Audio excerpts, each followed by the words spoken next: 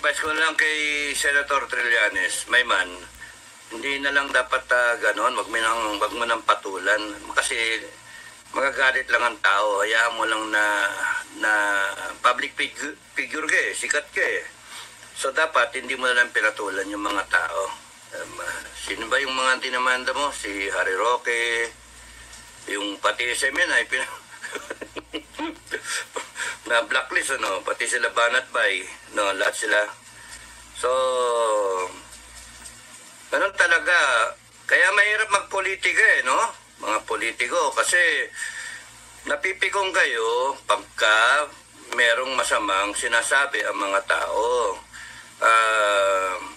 Hindi naman magsasalita ang tao ng intriga kung hindi kayo hindi kayo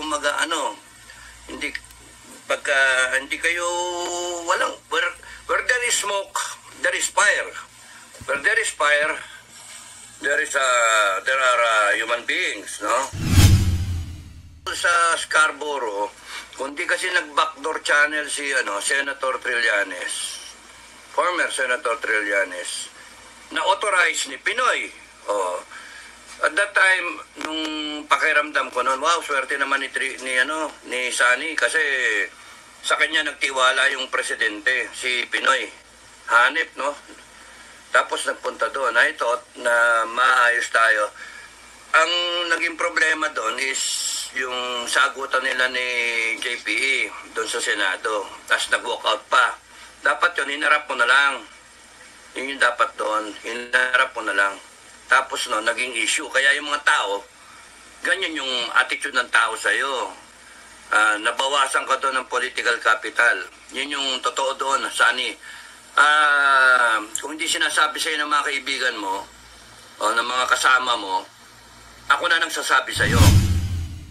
When you run for public office, you are supposed to seek, no, yung public trust ng tao, kaya ka naghahanap ng boto. Then you become public property.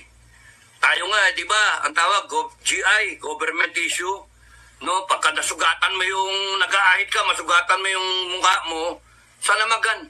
You're damaging government property.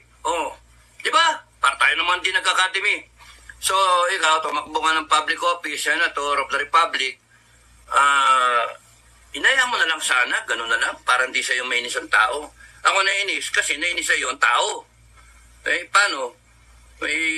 Ikaw ang nasisisi tuloy dun sa Scarborough. Kung ginarap din ng US, para na magita US, stalemate nun eh. Barko ng China, barko natin. Wala namang, kung titignan mo, Sani Trillanes will not, kung tutusin, will not sell yung Scarborough. Considering na PMayor siya, carries integrity, loyalty. Honor committee pa yan eh. No, ng klase. One of the top sa klase. Pero, ang naging dyan, ang naging question mark na, may mga nag-isip ng hindi maganda. Kaya nga yan. Tapos hindi mo na-explain. Ang nangyari noon, namagitan ng US eh. Quiet. Maingay, may dumating eh. Quiet.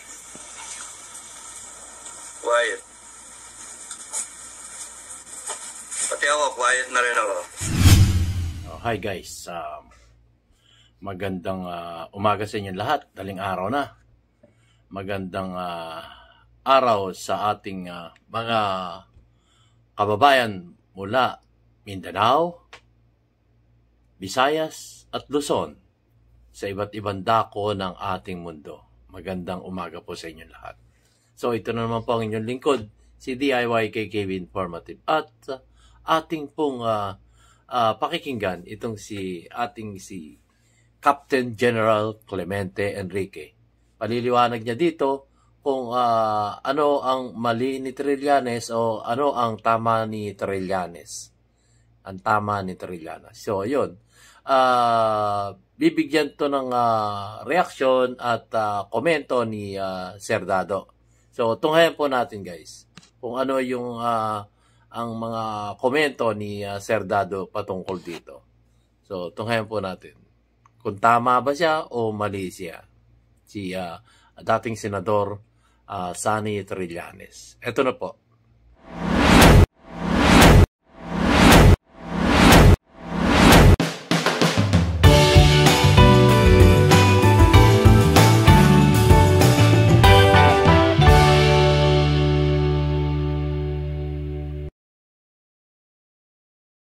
Sa kayo mga kababayan, maraming mga ganap. Pagka-demandahan na, no? Uso ngayon ang demanda. Usong-uso demanda ngayon. So, sinama ang mga vlogger at nagalit si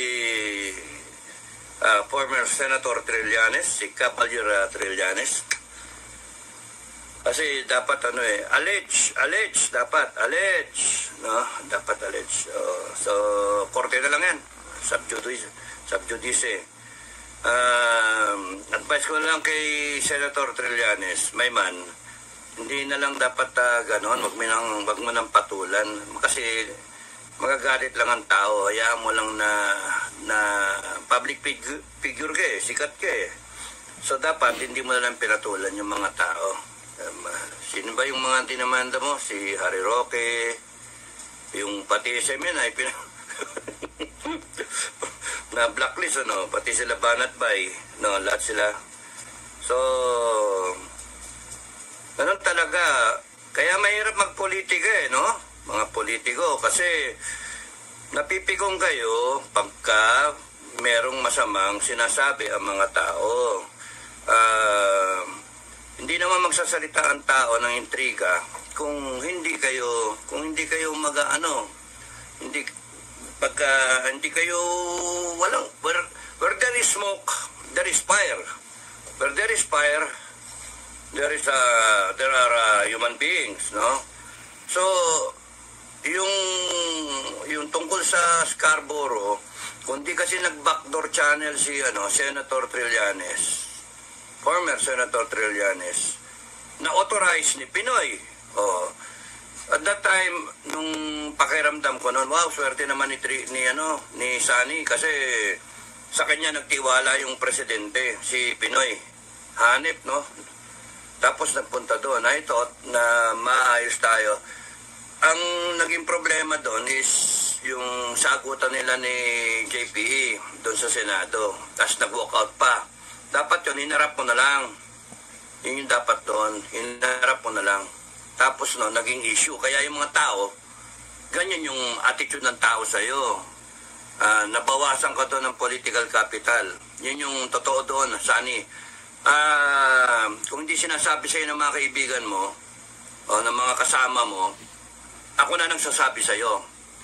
When you run for public office, you are supposed to seek, no, yung public trust ng tao, kaya ka naghahanap ng boto. Then you become public property. Tayo nga, di ba, ang tawag GI, government issue, no, pagka nasugatan mo yung nag-aahit ka, masugatan mo yung mukha mo, salamagan, you're damaging government property. Di ba? Para tayo naman din nag-academy. So, ikaw, tumakbo ka ng public office, Senator of the Republic, inaya mo na lang sana, ganun na lang, para hindi sa'yo mainis ang tao. Ako nainis, kasi nainis sa'yo ang tao. Paano? Ikaw ang nasisisi tuloy dun sa Scarborough. Kung, let's say, ang intention mo maganda, bakit ang isip ng tao masama ang ano mo sa Scarborough? Dapat, ang ano na lang, explain. Again, explain it again. Kahit sinasabi mo na for so many times, in-explain mo, probably, mga tao, lalo na kung may malicious imputation, mali sila. Mali na confused pa. Malicious imputation na akala ng tao, talagang may kasalanan ka. Ang sa tingin ko doon talaga, may kasalanan, yung nakinig tayo, US. Kasi sabi, ginarap din ng US para na makita ng US, stalemate nun Barko ng China, barko natin. Wala namang kung titignan mo, Sonny Trillanes will not, kung tutusin, will not sell yung Scarborough. Considering na mayor siya, carries integrity, loyalty. Honor committee pa yan no, ng klase. One of the top sa klase. Pero ang naging dyan, ang naging question mark na, may mga nag-isip ng hindi maganda. Kaya nga yan. Tapos hindi mo na-explain. Ang nangyari noon, nagmamagita ng US Quiet. May maingay, may tumating Quiet.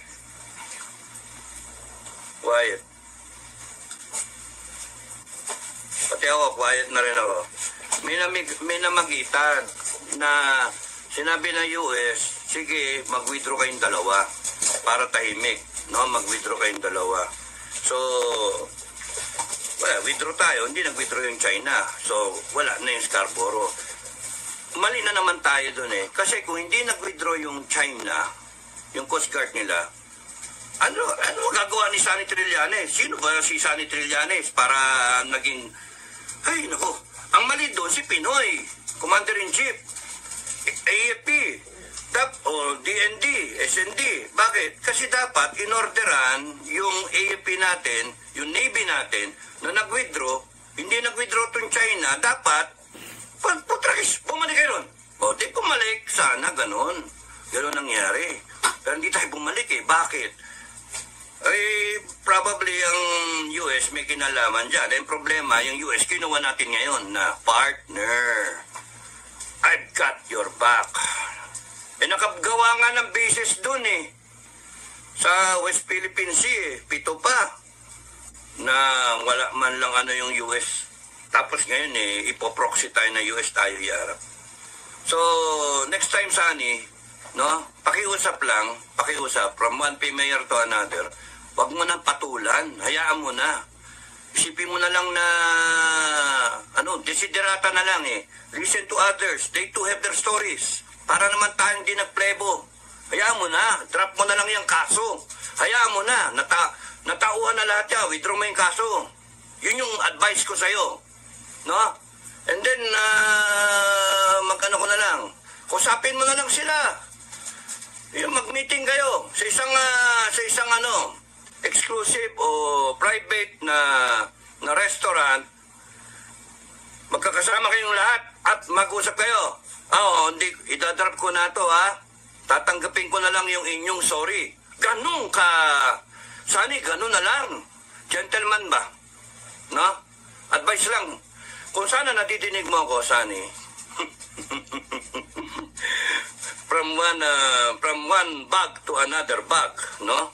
Ganun na lang, mitingin mo na lang si Harry Roque, yung mga na yan, yung mga sila sa SMNI, tas mga vlogger. Harap-harapan, you talk to them eye to eye, no? Hindi ko gusto yung mga ginagawa niyo, yung mga sinasabi ninyo. Pero, ayaw ko naman na ang lalabas parang nawala yung freedom of expression. Tapos ako pa yung tulay niyan, parang ganun ba? Tapos negative lalo. Nadadagdagan pa ng negative yung imahe mo Bumawi ka. Yun yung sa akin advice from a dilapidated old bugu-bugu, cavalier. Yun na lang advice ko sa'yo, Sunny. Drop the case, and then daanin nyo na lang sa inuman yan for a few red wine o kaya beer. Usap kayo, and then diretsuhan, lalaki sa lalaki, Pilipino sa Pilipino. Hindi dapat tayo ganito. Okay? I hope madinig mo ako, at saka kung meron mang mga kaibigan si Sonny Trillanes, ipadinig nyo ko, no? Man, hindi dapat ganon. Once upon a time, binisita kita sa kulungan mo. Once upon a time, I offered my pro bono services to you. No, when you won na senator. Once upon a time, I was going to risk my neck for you. Pumasok ako sa krame. Dami pa nga CCTV, pumosing pa akong ganyan sa CCTV. Pakialam kung sino, sa mga higher ups Posing-posing po ang ganyan. Binisita ko yun ni Danny Lim. No? Nakakulong kayo ron. And hindi mo pa nga ano eh. Ang sabi ko sa iyo noon I am talking to you not as an upperclassman eh. Sabi kong gano'n sa iyo eh. Pero hindi kasi maganda yung usapan natin. Dala-dala ko yung thesis ko, dissertation ko, PhD management. It's about reforestation, na yan, kompleto with all the numbers. Kikita ang Pilipinas ng mga 3 trilyon hanggang 5 trilyon pesos. Ng prices. At that time, 2,000 something. Na? 2004, 2005, ganon. And then, bibigay ko sana sa iyo para gawan mo ng bill. Dala-dala ko yung USB. Tapos nung nakita ko, oops, parang ganon. Parang red flag eh. Kaya, hindi ko binigay sa iyo. Anyway, ganyan talaga. So, ang na lang, hindi makukuha yan sa sa forma, hindi makukuha yan sa humility. Yung last na na vlog ko, sabi ko, you lack humility. I hope you are able to face yourself in the mirror and ano ba kulang sa akin? Haircut, ganun ba? You lack humility. Harapin mo na lang yung mga umano sa'yo. Mas mabuti ka pa nga, ka pa civilized ka. Ako, hindi Sa akin kagad kiya kagad ang language ko no? Ang sa'yo, ang pinakamaganda niyan, you send people, mga loyal sa'yo, you send your people, and then talk to them. Kaya tawagan mo na lang silang lahat. Kita-kita kayo sa isang lugar. One hotel o one restaurant. Mag-eat all you can kayo o kayo, merienda, whatever. You have dinner. Tapos mag-ano kayo. Sabi mo kung bakit mo sila dinemanda. Sabi mo sa kanila, bakit ganito, ganyan. O, tapos nun. You tell them na, okay wag na maulit Respeto O, respeto Hindi porke vlogger kayo, masabi niyo yung gusto niyo sabihin. Hindi porke kayo, may mga follower kayo, mamimislead yung follower niyo. Tao rin naman ako. Tsaka private person na ako ngayon. Hindi na ako public servant. Tatakbo pa rin ako. Pero yun nga, pag-usapan nyo na lang. Yun yung advice ko. So that the people will see you more of a humane person. Yung talagang true mayor. No, so yun lang. Enough of that. Ingat ka. Yan, tapos na. Tapos na po. Yan po ang sinabi ni Sir Dado. Ang ating si Pinoy Survivor. So, ayun. Nabigyan na niya ng advice. Yan po. Ganun lang. So, maraming salamat po sa inyo. Sa inyong panonood ng aking mamunting YouTube channel, DIY kay Kevin Farmer. Salamat po sa inyo lahat. Maraming salamat. See you on my next vlog.